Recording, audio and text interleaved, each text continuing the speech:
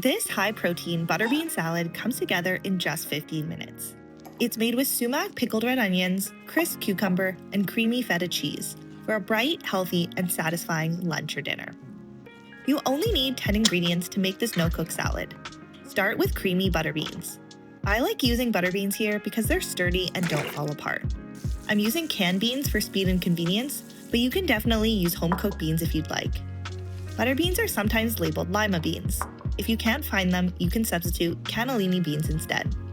The other ingredients you'll need are cucumber, parsley, red onion, feta, and ingredients for the dressing. For the dressing, add olive oil, red wine vinegar, sumac, oregano, honey, and salt to a serving bowl and whisk. Now scatter the red onions into the dressing and toss to coat.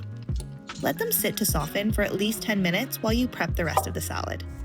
Chop the cucumber and parsley and pull the feta cheese out of the fridge.